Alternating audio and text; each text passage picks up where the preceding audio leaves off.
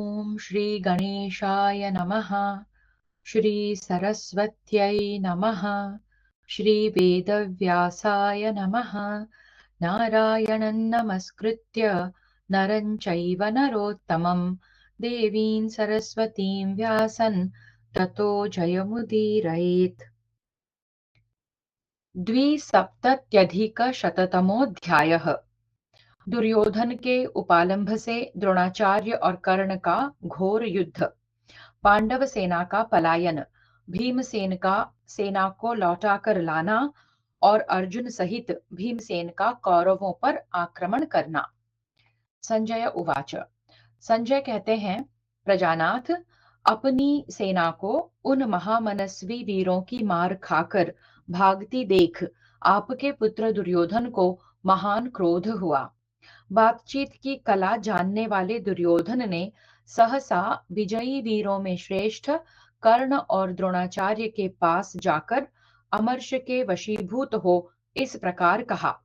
सब्यसाची अर्जुन के द्वारा युद्ध स्थल में सिंधुराज जयद्रथ को मारा गया देख क्रोध में भरे हुए आप दोनों वीरों ने यहाँ रात के समय इस युद्ध को जारी रखा था, परंतु इस समय पांडव सेना द्वारा मेरी विशाल वाहिनी का विनाश हो रहा है और आप लोग उसे जीतने में समर्थ होकर भी असमर्थ की भांति देख रहे हैं। दूसरों को मान देने वाले वीरों, यदि आप लोग मुझे त्याग देना ही उचित समझते थे तो आपको उसी समय मुझसे यह नहीं कहना चाहिए था कि हम लोग पांडवों को युद्ध में जीत लेंगे। उसी समय आप लोगों की सम्मति सुनकर मैं कुंती पुत्रों के साथ यह वैर नहीं करता जो संपूर्ण योद्धाओं के लिए विनाशकारी हो रहा है। अत्यंत पराक्रमी पुरुष प्रवर वीरों, यदि आप मुझे त्याग देना न चाहते हो तो अपने अनुरूप पराक्रम प्रकट करते हुए युद्ध कीजिए। इस प्रकार जब आपके पुत्र ने अपने वचनों की चाबुक से उन दोनों वीरों को पीड़ित किया, तब उन्होंने कुचले हुए सर्पों की भांति कुपित हो पुनः घोर युद्ध आरंभ किया। संपूर्ण लोक में विख्यात धनुर्धर रथियों में श्रेष्ठ उन द्रोणाचार्य और कर्ण ने रणभूमि में पुनः सात्यकी आदि पांडव महारथियों पर धावा किया।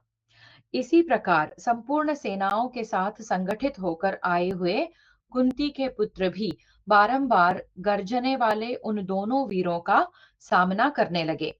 तदनंतर संपूर्ण शस्त्रधारियों में श्रेष्ठ महाधनुर्धर द्रोणाचार्य ने कुपित होकर तुरंत ही 10 बाणों से शिनी प्रवर सात्यकी को बींध डाला। फिर कर्ण ने 10, आपके पुत्र ने 7, वृषसेन ने 10 और शकुनी ने भी 7 बाण मारे।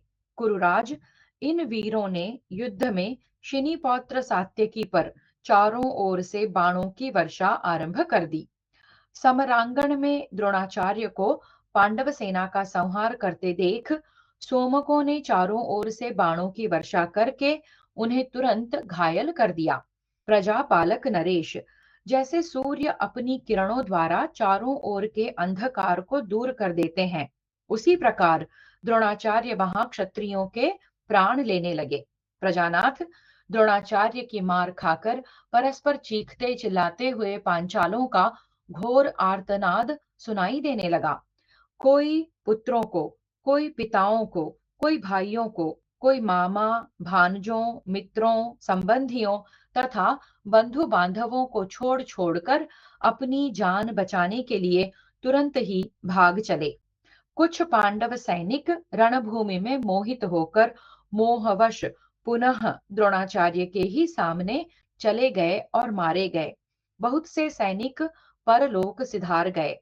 महामना द्रोणाचार्य से इस प्रकार पीड़ित हुई वह पांडव सेना उस रात के समय सहस्रों मशालें फेंक फेंक कर भीमसेन, अर्जुन, श्री कृष्ण, नकुल, सहदेव, धर्मपुत्र युधिष्ठिर और धृष्टद्युम्न के सामने ही उनके देखते देखते भाग रही थी। उस समय पांडव दल अंधकार से आच्छन्न हो गया था, किसी को कुछ जान नहीं पड़ता था। कौरव दल में जो प्रकाश हो रहा था उसी से कुछ भागते हुए सैनिक दिखाई देते थे। राजन, महारथी द्रोणाचार्य और कर्ण बहुत से बाणों की वर्षा करते हुए उस भागती हुई पांडव सेना को पीछे से मार रहे थे। जब पांचाल योद्धा सब ओर से नष्ट होने और भागने लगे, तब भगवान श्री कृष्ण ने दीन चित्त होकर अर्जुन से इस प्रकार कहा, कुंती नंदन, द्रोणाचार्य और कर्ण इन दोनों महाधनुर्धरों ने एक साथ होकर धृष्टद्युम्न, सात्यकी और पांचालों को अपने बाणों द्वारा अत्यंत क्षत विक्षत कर दिया है। पार्थ, इन दोनों की बाण वर्षा से हमारे महारथियों के पांव उखड़ गए हैं। हमारी सेना रोकने पर भी रुक नहीं रही है। अपनी सेना को भागती देख श्री कृष्ण और अर्जुन ने उससे कहा, पांडव वीरों, भयभीत होकर भागो मत, भय छोड़ो। हम दोनों अस्त्र शस्त्रों से भली भांति सुसज्जित संपूर्ण सेनाओं का व्यूह बनाकर द्रोणाचार्य और सूतपुत्र कर्ण को बाधा देने का प्रयत्न कर रहे हैं। ये दोनों, द्रोण और कर्ण, बलवान, शूरवीर, अस्त्रवेत्ता तथा विजयश्री से सुशोभित हैं। यदि इनकी उपेक्षा की गई तो ये इसी रात में तुम लोगों की सारी सेना का विनाश कर डालेंगे। वे दोनों इस प्रकार अपने सैनिकों से बातें कर ही रहे थे कि भयंकर कर्म करने वाले महाबली भीमसेन पुनः अपनी सेना को लौटाकर शीघ्र वहां आ पहुंचे। राजन, भीमसेन को वहां आते देख भगवान श्री कृष्ण पांडुपुत्र अर्जुन का हर्ष बढ़ाते हुए से पुनः इस प्रकार बोले, ये युद्ध की स्पृहा रखने वाले भीमसेन सोमक और पांडव योद्धाओं से घिरकर महारथी द्रोण और कर्ण का सामना करने के लिए बड़े वेग से आ रहे हैं। पांडुनंदन, इनके और पांचाल महारथियों के साथ रहकर तुम अपनी सारी सेनाओं को सांत्वना देने के लिए युद्ध करो। तदनंतर वे दोनों पुरुष सिंह श्री कृष्ण और अर्जुन युद्ध के मुहाने पर द्रोणाचार्य और कर्ण के सामने जाकर खड़े हो गए। संजय उवाच, संजय कहते हैं, महाराज, तदनंतर युधिष्ठिर की वह विशाल सेना पुनः लौट आई। तत्पश्चात द्रोणाचार्य और कर्ण युद्ध के मैदान में शत्रुओं को रौंदने लगे। राजन, उस रात्रि में चंद्रोदय काल में उमड़े हुए दो महासागरों के सदृश उन दोनों दलों का वह महान संग्राम अत्यंत भयंकर प्रतीत होता था।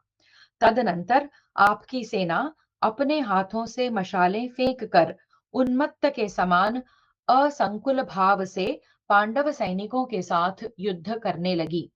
धूल और अंधकार से छाए हुए उस अत्यंत भयंकर संग्राम में विजयाभिलाषी योद्धा केवल नाम और गोत्र का परिचय पाकर युद्ध करते थे।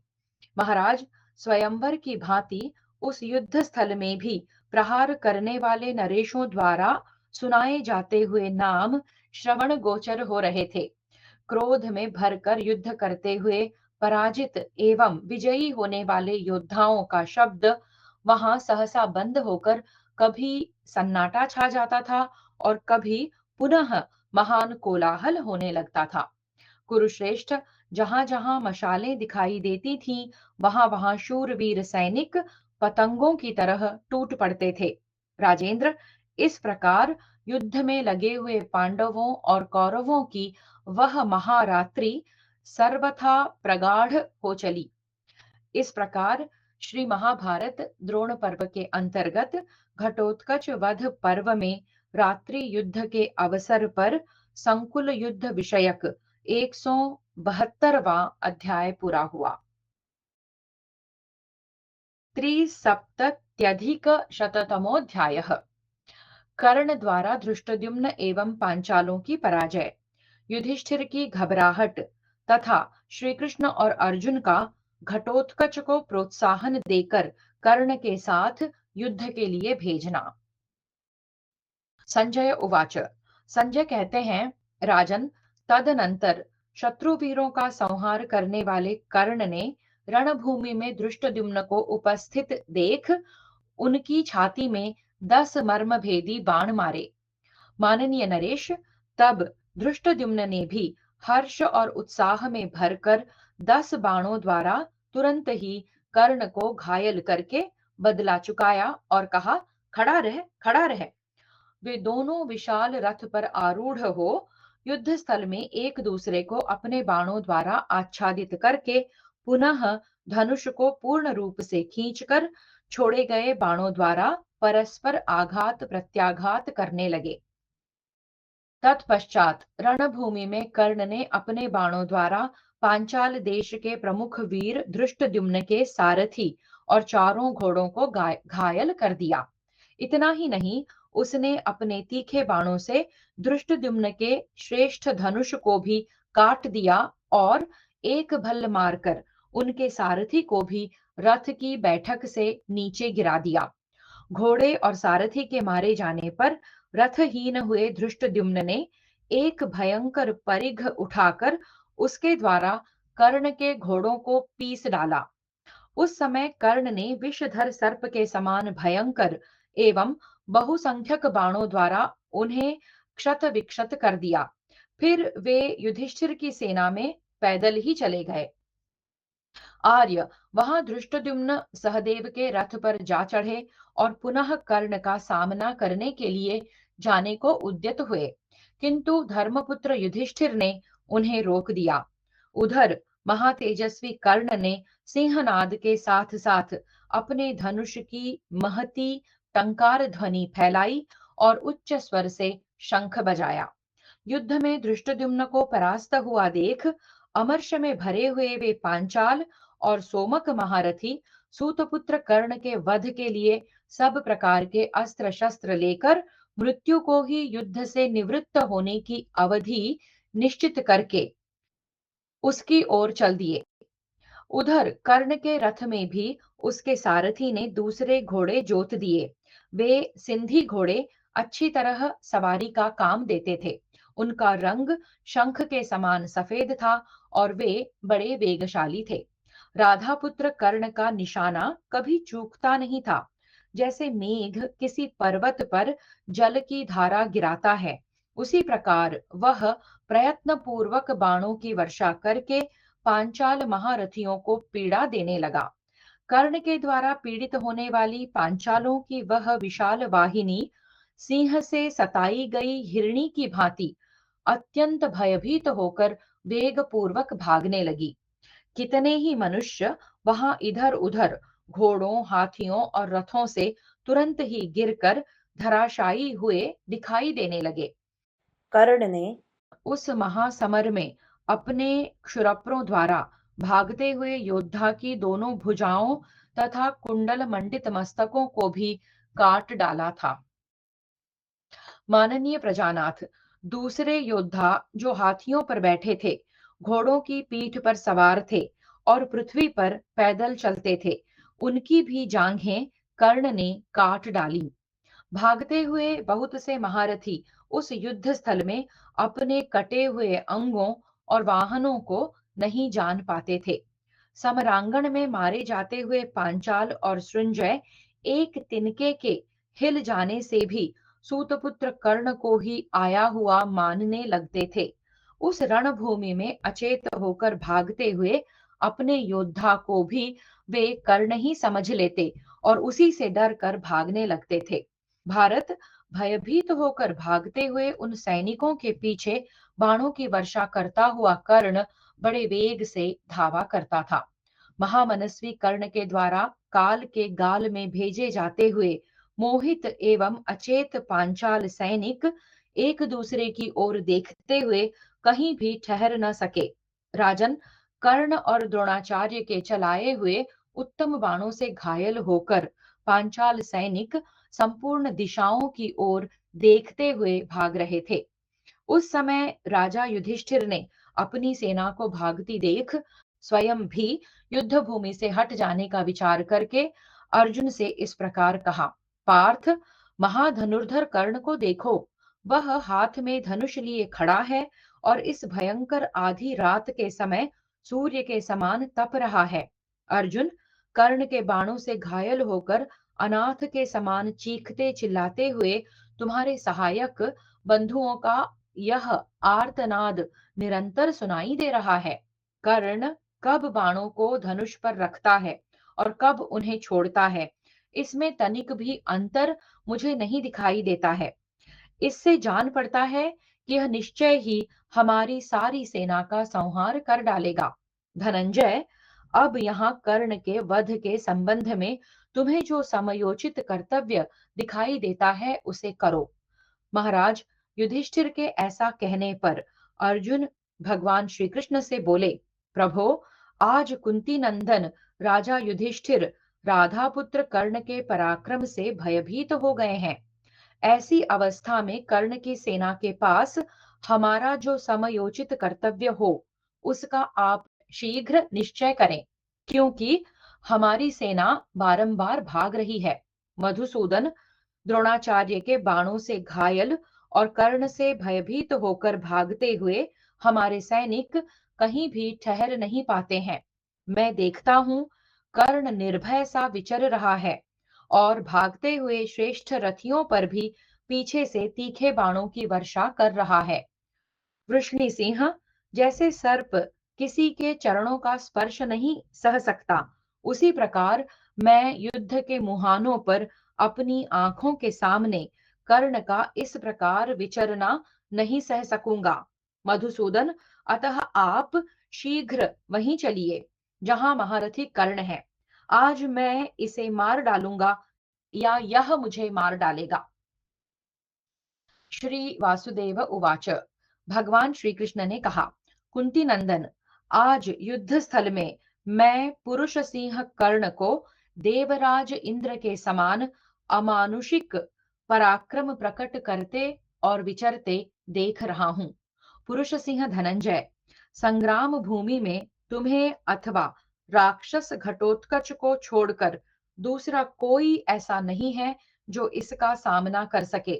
निष्पाप महाबाहु अर्जुन, इस समय रण क्षेत्र में सूतपुत्र के साथ तुम्हारा युद्ध करना मैं उचित नहीं मानता, क्योंकि उसके पास इंद्र की दी हुई शक्ति है जो प्रज्वलित उल्का के समान प्रकाशित होती है।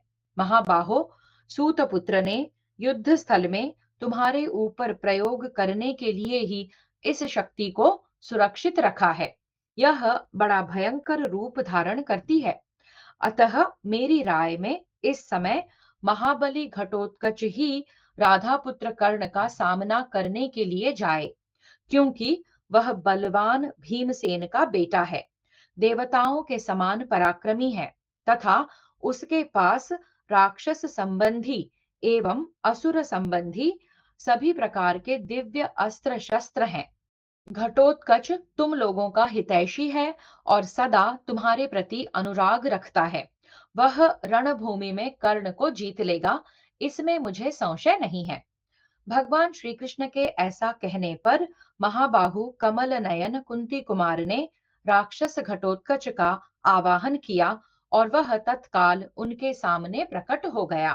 प्रजानाथ, उसने कवच, धनुष, बाण और खड्ग धारण कर रखे थे।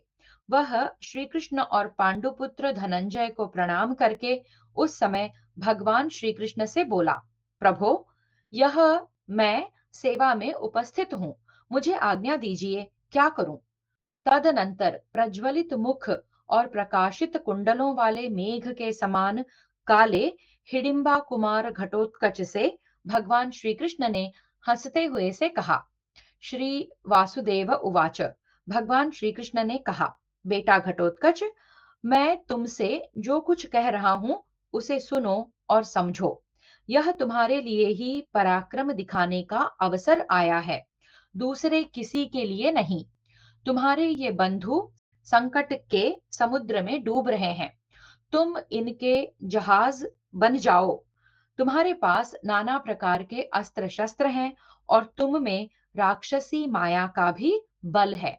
हिडिंबानंदन, देखो, जैसे चरवाहा गायों को हाँकता है, उसी प्रकार युद्ध के मुहाने पर खड़ा हुआ कर्ण पांडवों की इस विशाल सेना को खदेड़ रहा है।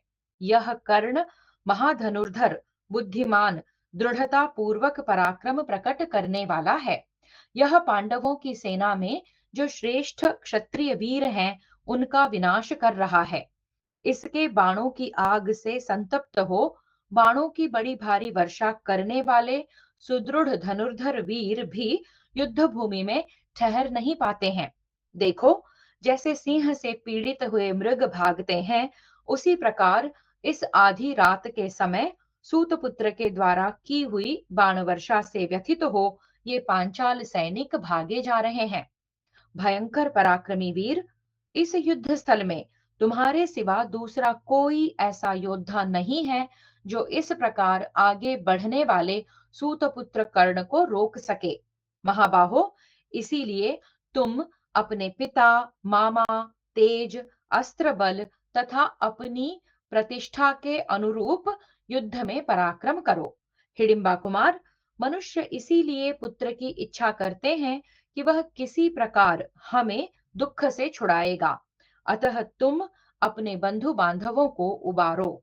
घटोत्कच, प्रत्येक पिता अपने इसी स्वार्थ के लिए पुत्रों की इच्छा करता है कि वे पुत्र मेरे हितैषी होकर मुझे इस लोक से परलोक में तार देंगे। भीमनंदन, संग्राम भूमि में युद्ध करते समय सदा तुम्हारा भयंकर बल बढ़ता है और तुम्हारी मायाएं दुस्तर होती हैं। परंतप रात के समय कर्ण के बाणों से क्षत विक्षत होकर पांडव सैनिकों के पांव उखड़ गए हैं और वे कौरव सेना रूपी समुद्र में डूब रहे हैं। तुम उनके लिए तटभूमि बन जाओ। रात्रि के समय राक्षसों का अनंत पराक्रम और भी बढ़ जाता है। वे बलवान, परम दुर्धर्ष, शूरवीर और पराक्रम पूर्वक विचरने वाले होते हैं। तुम आधी रात के समय अपनी माया द्वारा रणभूमि में महाधनुर्धर कर्ण को मार डालो और धृष्टद्युम्न आदि पांडव सैनिक द्रोणाचार्य का वध करेंगे। संजय उवाच।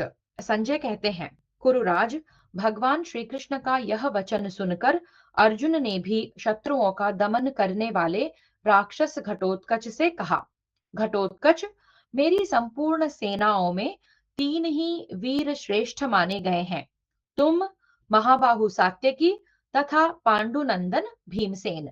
अतः तुम इस निशीथ काल में कर्ण के साथ द्वैरथ युद्ध करो और महारथी सात्यकी तुम्हारे पृष्ठ रक्षक होंगे।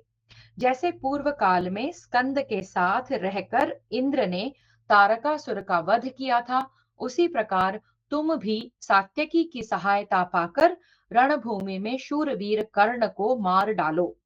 घटोत्कच उवाच। घटोत्कच ने कहा, महाबाहो, प्रभो, आप मुझे जैसा कह रहे हैं वैसा ही हो। मैं आपका भेजा हुआ कर्ण के वध की इच्छा से जा रहा हूँ। भारत, मैं कर्ण का सामना करने में तो समर्थ हूं ही, द्रोणाचार्य का भी अच्छी तरह सामना कर सकता हूँ। अस्त्र विद्या के जानने वाले ये जो दूसरे महामनस्वी क्षत्रिय हैं, उनके साथ भी लोहा ले सकता हूँ। आज मैं इस रात में सूतपुत्र कर्ण के साथ ऐसा संग्राम करूंगा जिसकी चर्चा जब तक यह पृथ्वी रहेगी तब तक लोग करते रहेंगे। इस युद्ध में मैं न तो शूरवीरों को जीवित छोड़ूंगा, न डरने वालों को और न हाथ जोड़ने वालों को ही। राक्षस धर्म का आश्रय लेकर सबका ही संहार कर डालूंगा। संजय उवाच। संजय कहते हैं, राजन, श्रेष्ठ वीरों का संहार करने वाला महाबाहु हिडिंबा कुमार ऐसा कहकर उस भयंकर युद्ध में आपकी सेना को भयभीत करता हुआ कर्ण का सामना करने के लिए गया। क्रोध में भरे हुए उस प्रज्वलित मुख और चमकीले केशों वाले राक्षस को आते हुए देख पुरुष सिंह सूतपुत्र कर्ण ने हंसते हुए उसे अपने प्रतिद्वंद्वी के रूप में ग्रहण किया। नृपश्रेष्ठ, संग्राम भूमि में गर्जना करते हुए कर्ण और राक्षस दोनों में इंद्र और प्रहलाद के समान युद्ध होने लगा। इस प्रकार श्री महाभारत द्रोण पर्व के अंतर्गत घटोत्कच वध पर्व में रात्रि युद्ध के समय घटोत्कच को भगवान का प्रोत्साहन देना विषयक 173वां अध्याय पूरा हुआ। चतुः सप्तत्यधिक शततमोऽध्यायः। घटोत्कच और जटासुर के पुत्र अलम्बुश का घोर युद्ध तथा अलम्बुश का वध। संजय उवाच। संजय कहते हैं, राजन, युद्ध स्थल में इस प्रकार कर्ण का वध करने की इच्छा से उद्यत हुए घटोत्कच को सूतपुत्र के रथ की ओर आते देख आपके पुत्र दुर्योधन ने दुशासन से इस प्रकार कहा, भाई, यह राक्षस रणभूमि में कर्ण का वेग पूर्वक पराक्रम देखकर तीव्र गति से उस पर आक्रमण कर रहा है। अतः उस महारथी घटोत्कच को रोको। तुम विशाल सेना से घिरकर वहीं जाओ जहां महाबली वैकर्तन कर्ण रणभूमि में उस राक्षस के साथ युद्ध करना चाहता है। मानद, तुम सेना के साथ सावधान होकर रणभूमि रणभूमि में कर्ण की रक्षा करो। कहीं ऐसा ना हो कि हम लोगों के प्रमादवश वह भयंकर राक्षस कर्ण का विनाश कर डाले। राजन, इसी समय जटासुर का बलवान पुत्र, योद्धाओं में श्रेष्ठ एक राक्षस दुर्योधन के पास आकर इस प्रकार बोला, दुर्योधन, यदि तुम्हारी आज्ञा हो तो मैं तुम्हारे विख्यात शत्रु रणदुर्मद पांडवों का उनके सेवकों सहित वध करना चाहता हूँ। मेरे पिता जटासुर राक्षसों के अगुआ थे। उन्हें पूर्व काल में इन नीच कुंती कुमारों ने राक्षस विनाशक कर्म करके मार गिराया। राजेंद्र, मैं शत्रुओं के रक्त और मांस द्वारा पिता की पूजा करके उनके वध का बदला लेना चाहता हूँ। आप इसके लिए मुझे आज्ञा दें। तब राजा दुर्योधन ने अत्यंत प्रसन्न होकर बार बार उससे कहा, वीरवर, द्रोणाचार्य और कर्ण आदि के साथ मिलकर मैं स्वयं ही तुम्हारे शत्रुओं का वध करने में समर्थ हूँ। तुम तो मेरी आज्ञा से घटोत्कच के पास जाओ और युद्ध में उसे मार डालो। वह क्रूर कर्मा निशाचर मनुष्य और राक्षस दोनों के अंश से उत्पन्न हुआ है। हाथियों, घोड़ों तथा रथों का विनाश करने वाला आकाशचारी राक्षस घटोत्कच सदा पांडवों के हित में तत्पर रहता है। तुम युद्ध में उसे मारकर यमलोक भेज दो। जटासुर के पुत्र का नाम अलम्बुश था। उस विशाल काय राक्षस ने दुर्योधन से तथास्तु कहकर भीमसेन पुत्र घटोत्कच को ललकारा और उसके ऊपर नाना प्रकार के अस्त्र शस्त्रों की वर्षा आरंभ कर दी। जैसे आंधी बादलों को छिन्न भिन्न कर देती है, उसी प्रकार अकेले हिडिंबा कुमार घटोत्कच ने अलम्बुश, कर्ण तथा उस दुर्लंघ्य कौरव सेना को भी मथ डाला। राक्षस अलम्बुश ने घटोत्कच का माया बल देखकर उसके ऊपर तुरंत ही नाना प्रकार के बाण समूहों की वर्षा प्रारंभ कर दी। उस महाबली निशाचर ने भीमसेन कुमार को बहुत से बाणों द्वारा घायल करके अपने बाण समूहों से पांडव सेना को खदेड़ना आरंभ किया। भारत, उसके खदेड़े हुए पांडव सैनिक हवा के उड़ाए हुए बादलों के समान उस निशीथ काल में चारों ओर बिखर गए। राजन, इसी प्रकार घटोत्कच के बाणों से छिन्न भिन्न हुई आपकी सेना भी सहस्रों मशालें फेंक कर आधी रात के समय सब ओर भाग चली। तब क्रोध में भरे हुए अलम्बुश ने उस महासमर में भीमसेन कुमार घटोत्कच को 10 बाणों से घायल कर दिया, मानो महावत ने महान गजराज को अंकुशों से मार दिया हो। यह देख अत्यंत भयंकर गर्जना करते हुए घटोत्कच ने अलम्बुश के सारथी, घोड़ों और संपूर्ण अस्त्र शस्त्रों को तिल तिल करके काट डाला। तत्पश्चात जैसे मेघ मेरु पर्वत पर जल की धारा करता है, उसी प्रकार उसने भी कर्ण पर, अन्यान्य सहस्रों कौरव योद्धाओं पर तथा अलम्बुश पर भी बाण समूहों की वर्षा प्रारंभ कर दी।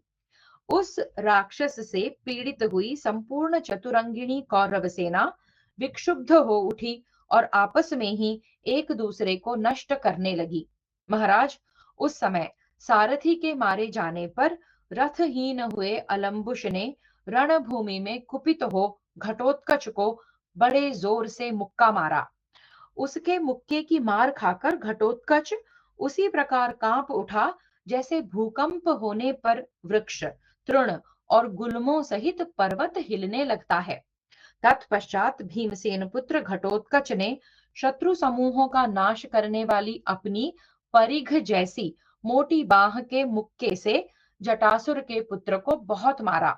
क्रोध में भरे हुए हिडिंबा कुमार ने उसे अच्छी तरह मथ कर तुरंत ही धरती पर दे मारा और इंद्रध्वज के समान अपनी दोनों भुजाओं द्वारा उसे भूतल पर रगड़ना आरंभ किया।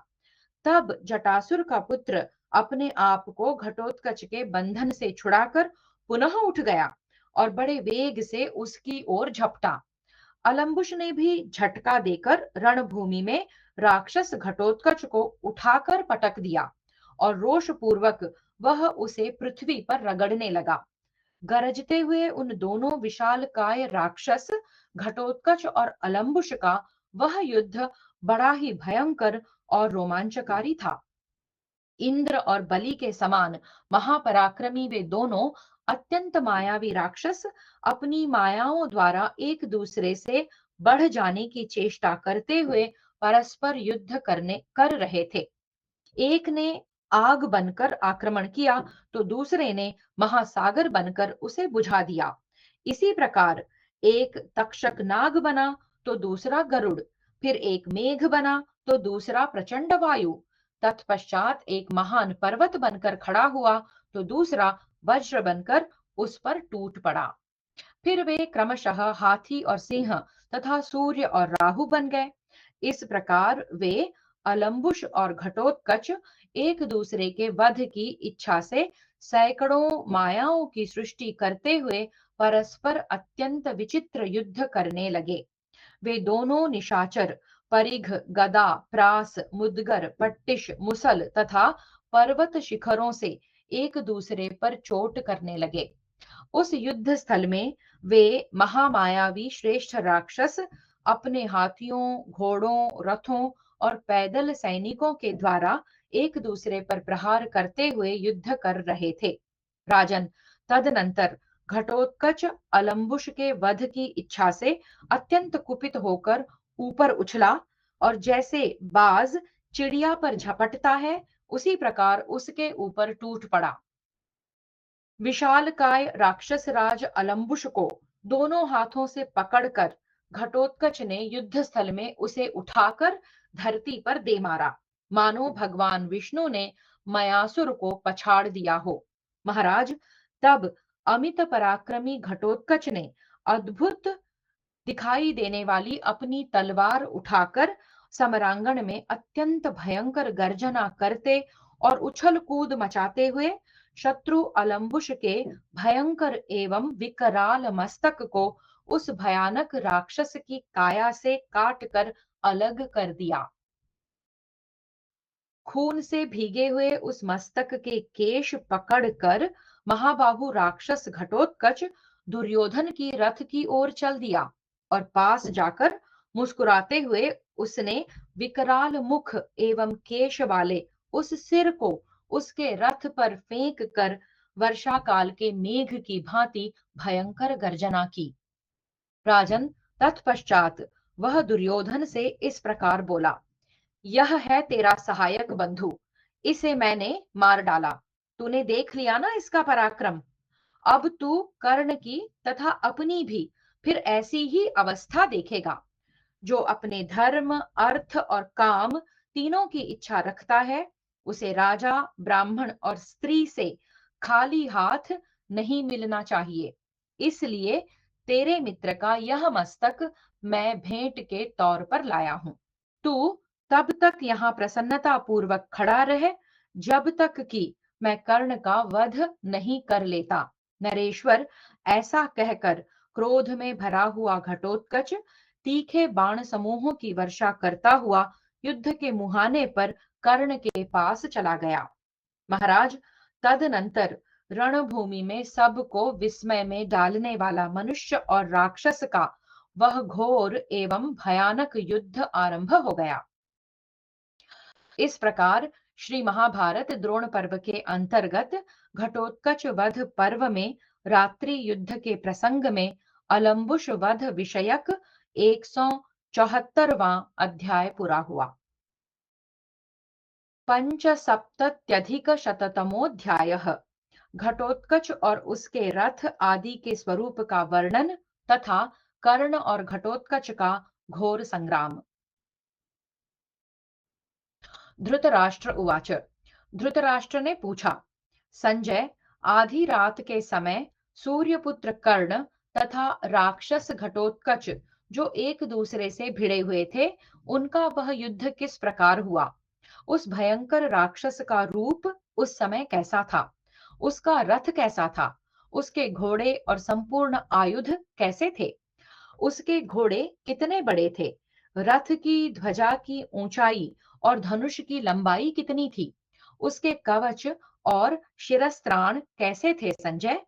मेरे प्रश्न के अनुसार ये सारी बातें बताओ, क्योंकि तुम इस कार्य में कुशल हो। संजय उवाच। संजय ने कहा, राजन, घटोत्कच का शरीर बहुत बड़ा था। उसकी आंखें सुर्ख रंग की थीं, मुख तांबे के रंग का और पेट धंसा हुआ था। उसके रोए ऊपर की ओर उठे हुए थे।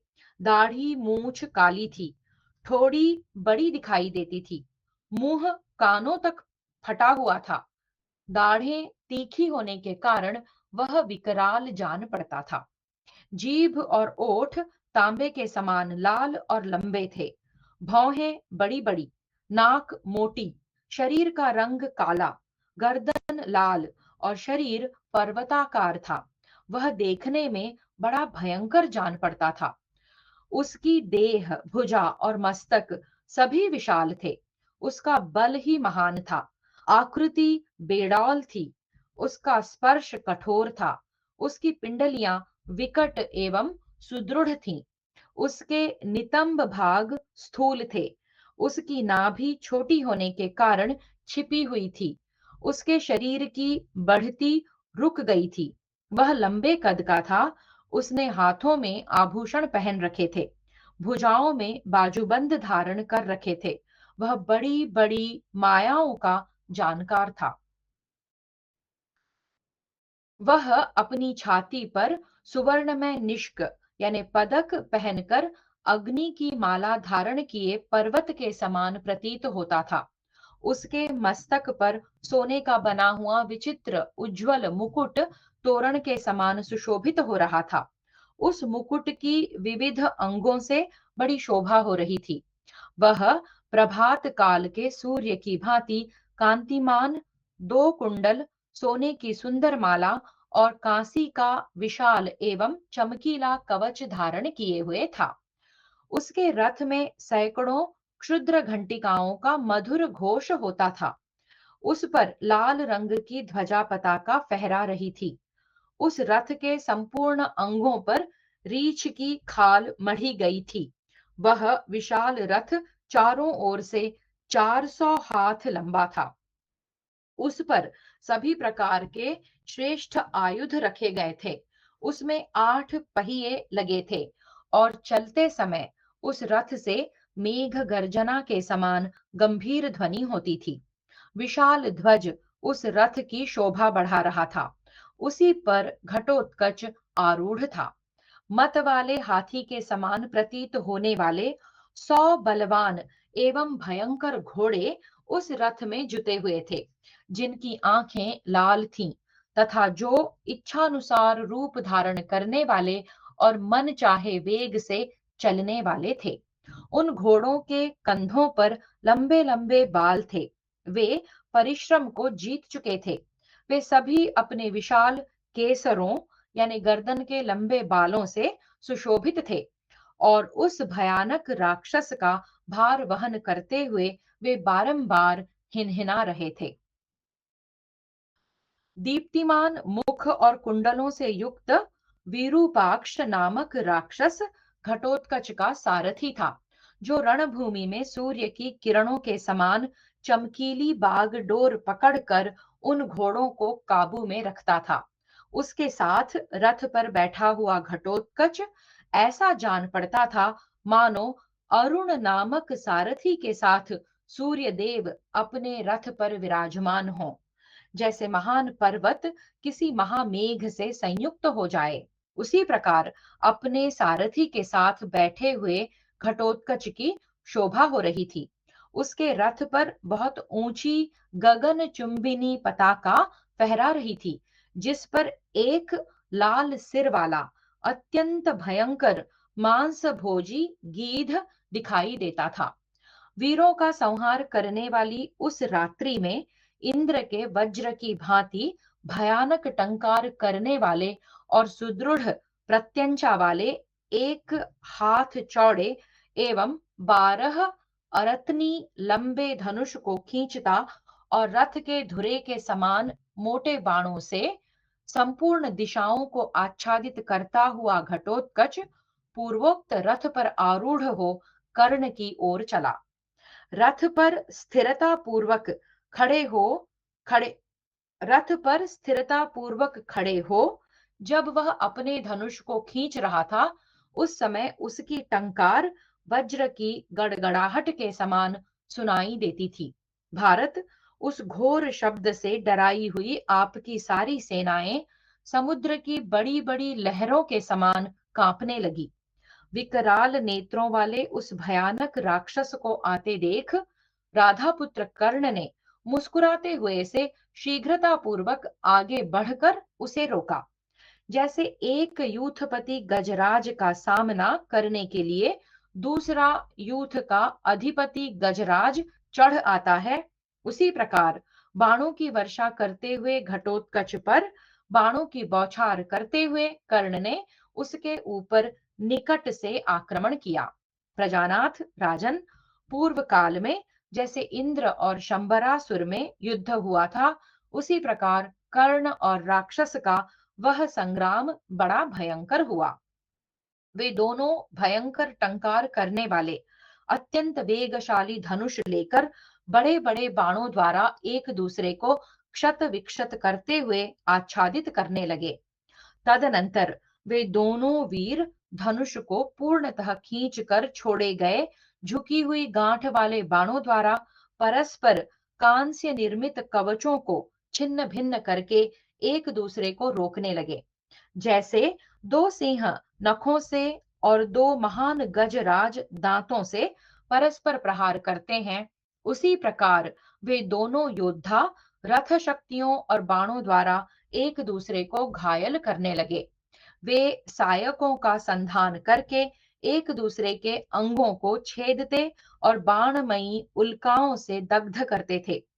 उससे उन दोनों की ओर देखना अत्यंत कठिन हो रहा था। उन दोनों के सारे अंग घावों से भर गए थे और दोनों ही खून से लथपथ हो गए थे। उस समय वे जल का स्रोत बहाते हुए गेरू के दो पर्वतों के समान शोभा पा रहे थे। दोनों के अंग बाणों के अग्रभाग से छिदकर छलनी हो रहे थे। दोनों ही एक दूसरे को विदीर्ण कर रहे थे। तो भी वे महातेजस्वी वीर परस्पर विजय के प्रयत्न में लगे रहे और एक दूसरे को कंपित न कर सके। राजन, युद्ध के जुए में प्राणों की बाजी लगाकर खेलते हुए कर्ण और राक्षस का वह रात्रि युद्ध दीर्घ काल तक समान रूप में चलता रहा। घटोत्कच तीखे बाणों का संधान करके उन्हें इस प्रकार छोड़ता कि वे एक दूसरे से सटे हुए निकलते थे। उसके धनुष की टंकार से अपने और शत्रु पक्ष के योद्धा भी भय से थर्रा उठते थे। नरेश्वर, जब कर्ण घटोत्कच से बढ़ न सका, तब उस अस्त्र वेत्ताओं में श्रेष्ठ वीर ने दिव्यास्त्र प्रकट किया। कर्ण को दिव्यास्त्र का संधान करते देख पांडव नंदन घटोत्कच ने अपनी राक्षसी महामाया प्रकट की। वह तत्काल ही शूल, मुद्गर, शिलाखंड और वृक्ष हाथ में लिए हुए घोर रूपधारी राक्षसों की विशाल सेना से घिर गया। भयानक काल दंड धारण किए समस्त भूतों के प्राणहंता यमराज के समान उसे विशाल धनुष उठाए आते देख वहां उपस्थित हुए वे सभी नरेश व्यथित हो उठे। घटोत्कच के सिंहनाद से भयभीत हो हाथियों के पेशाब झरने लगे और मनुष्य भी अत्यंत व्यथित हो गए। तदनंतर चारों ओर से पत्थरों की अत्यंत भयंकर एवं भारी वर्षा होने लगी। आधी रात के समय अधिक बलशाली हुए राक्षसों के समुदाय वह प्रस्तर वर्षा कर रहे थे। लोहे के चक्र, भुशुंडी, शक्ति, तोमर, शूल, शतघ्नि और पट्टिश आदि अस्त्र शस्त्रों की अविरल धाराएं गिर रही थी। नरेश्वर, उस अत्यंत भयंकर और उग्र संग्राम को देखकर आपके पुत्र और योद्धा भयभीत होकर भाग चले। अपने अस्त्र बल की प्रशंसा करने वाला एकमात्र अभिमानी कर्ण ही वहां खड़ा रहा। उसके मन में तनिक भी व्यथा नहीं हुई। उसने अपने बाणों से घटोत्कच द्वारा निर्मित माया को नष्ट कर दिया। उस माया के नष्ट हो जाने पर घटोत्कच ने अमर्ष में भरकर भयंकर बाण छोड़े, जो सूतपुत्र के शरीर में समा गए। तदनंतर वे रुधिर से रंगे हुए बाण उस महासमर में कर्ण को छेद कर कुपित हुए सर्पों के समान धरती में समा गए। इससे शीघ्रता पूर्वक हाथ चलाने वाला प्रतापी वीर सूतपुत्र कर्ण अत्यंत कुपित हो उठा। उसने घटोत्कच का उल्लंघन करके उसे 10 बाणों से घायल कर दिया। सूतपुत्र के द्वारा मर्म स्थानों में विदीर्ण होकर अत्यंत व्यथित हुए घटोत्कच ने दिव्य सहस्रार चक्र हाथ में लिया। उस चक्र के किनारे किनारे छुरे लगे हुए थे। मणि एवं रत्नों से विभूषित हुआ वह चक्र प्रातःकालीन सूर्य के समान प्रतीत होता था। क्रोध में भरे हुए भीमसेन कुमार घटोत्कच ने अधिरथ पुत्र कर्ण को मार डालने की इच्छा से उस चक्र को चला दिया, परंतु अत्यंत वेग से फेंका गया वह घूमता हुआ चक्र कर्ण के बाणों द्वारा आहत हो भाग्यहीन के संकल्प की भांति व्यर्थ होकर पृथ्वी पर गिर पड़ा। चक्र को गिराया हुआ देख क्रोध में भरे हुए घटोत्कच ने अपने बाणों द्वारा कर्ण को उसी प्रकार आच्छादित कर दिया जैसे राहु सूर्य को ढक देता है। परंतु रुद्र, विष्णु और इंद्र के समान पराक्रमी सूतपुत्र कर्ण को इससे तनिक भी घबराहट नहीं हुई। उसने तुरंत ही पंखदार बाणों से घटोत्कच के रथ को आच्छादित कर दिया।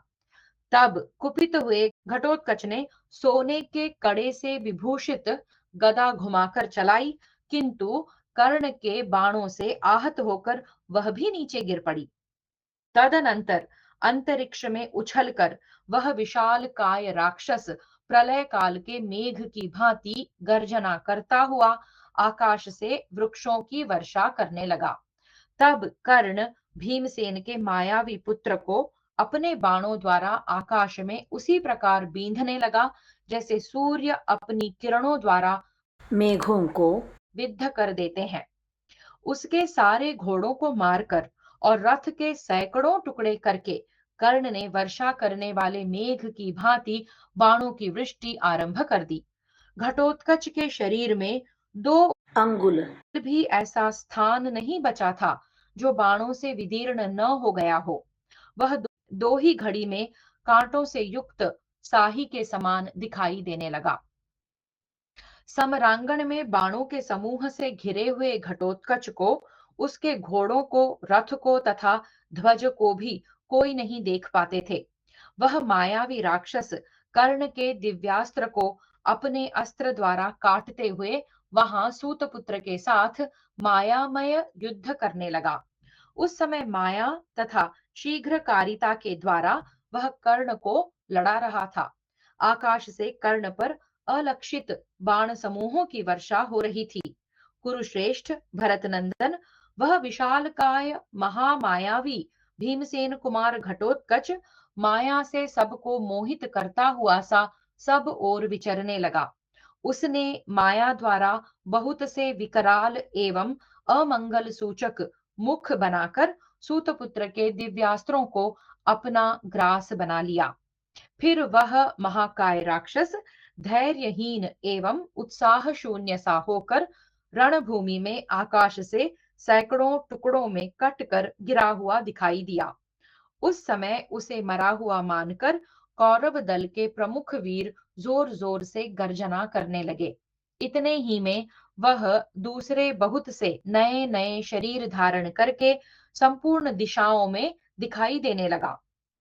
फिर वह बड़ी बड़ी बाहों वाला एक ही विशालकाय रूप धारण करके मैनाक पर्वत के समान दृष्टिगोचर हुआ। उस समय उसके 100 मस्तक तथा 100 पेट हो गए। तत्पश्चात वह राक्षस अंगूठे के बराबर होकर उछलती हुई समुद्र की लहर के समान कभी ऊपर और कभी इधर उधर होने लगा। फिर पृथ्वी को फाड़कर वह पानी में डूब गया और दूसरी जगह पुनः जल से ऊपर आकर दिखाई देने लगा। इसके बाद आकाश से उतरकर वह पुनः अपने सुवर्ण मंडित रथ पर स्थित हो गया और माया से ही पृथ्वी, आकाश एवं संपूर्ण दिशाओं में घूमता हुआ कवच से सुसज्जित हो कर्ण के रथ के समीप जाकर विचरने लगा। उस समय उसका मुख कुंडलों से सुशोभित हो रहा था। प्रजानाथ अब घटोत्कच संभ्रम रहित हो सूतपुत्र कर्ण से बोला, सारथी के बेटे, खड़ा रह। अब तू मुझसे जीवित बचकर कहाँ जाएगा? आज मैं समरांगण में तेरा युद्ध का हौसला मिटा दूंगा। क्रोध से लाल आंखें किए हुए वह क्रूर पराक्रमी राक्षस उपर्युक्त बात कहकर आकाश में उछला और बड़े जोर से अट्टहास करने लगा। फिर जैसे सिंह गजराज पर चोट करता है, उसी प्रकार वह कर्ण पर आघात करने लगा। जैसे बादल पर्वत पर जल की धारा बरसाता है, उसी प्रकार घटोत्कच रथियों में श्रेष्ठ कर्ण पर रथ के धुरे के समान मोटे मोटे बाणों की वर्षा करने लगा। अपने ऊपर प्राप्त हुई उस बाण वर्षा को कर्ण ने दूर से ही काट गिराया। भरत श्रेष्ठ, कर्ण के द्वारा अपनी माया को नष्ट हुई देख घटोत्कच ने अदृश्य होकर पुनः दूसरी माया की सृष्टि की। वह वृक्षावलियों द्वारा हरे भरे शिखरों से सुशोभित एक अत्यंत ऊंचा महान पर्वत बन गया और उससे पानी के झरने की भांति शूल, प्रास, खड्ग और मूसल आदि अस्त्र शस्त्रों का स्रोत बहने लगा।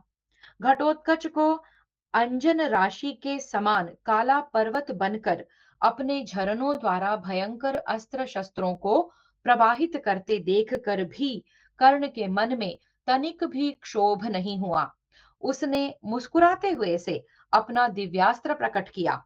उस दिव्यास्त्र द्वारा दूर फेंका गया वह पर्वत राज क्षण भर में अदृश्य हो गया और पुनः आकाश में इंद्रधनुष सहित काला मेघ बनकर वह अत्यंत भयंकर राक्षस सूतपुत्र कर्ण पर पत्थरों की वर्षा करने लगा।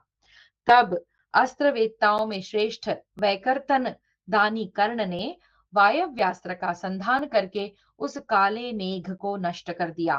महाराज, कर्ण ने अपने बाण समूहों द्वारा सारी दिशाओं को आच्छादित करके घटोत्कच द्वारा चलाए गए अस्त्रों को काट डाला। तब महाबली भीमसेन कुमार ने जोर जोर से हंसकर समर भूमि में महारथी कर्ण के प्रति अपनी महामाया प्रकट की। उस समय कर्ण ने रथियों में श्रेष्ठ घटोत्कच को पुनः रथ पर बैठकर आते देखा। उसके मन में तनिक भी घबराहट नहीं थी। सिंह, शार्दूल और मत वाले गजराज के समान पराक्रमी बहुत से राक्षस उसे घेरे हुए थे। उन राक्षसों में से कुछ हाथियों पर, कुछ रथों पर और कुछ घोड़ों की पीठों पर सवार थे। वे भयंकर निशाचर नाना प्रकार के अस्त्र शस्त्र, कवच और आभूषण धारण किए हुए थे।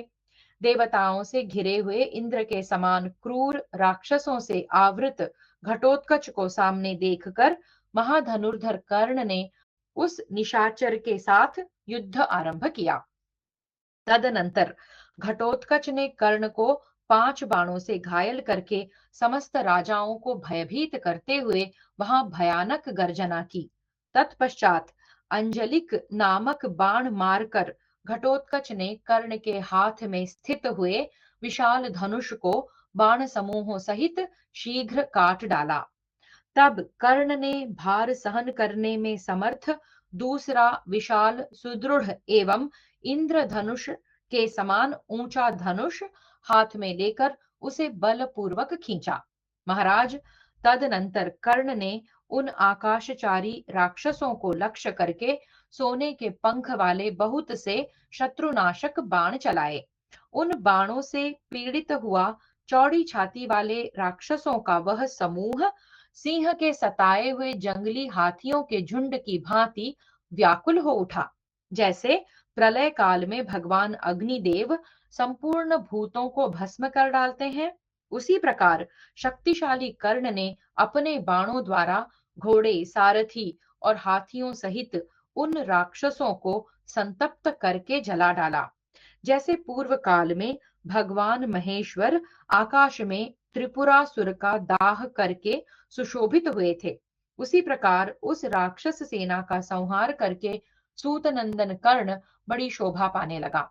माननीय नरेश, पांडव पक्ष के सहस्रों राजाओं में से कोई भी भूपाल उस समय कर्ण की ओर आंख उठाकर देख भी नहीं सकता था।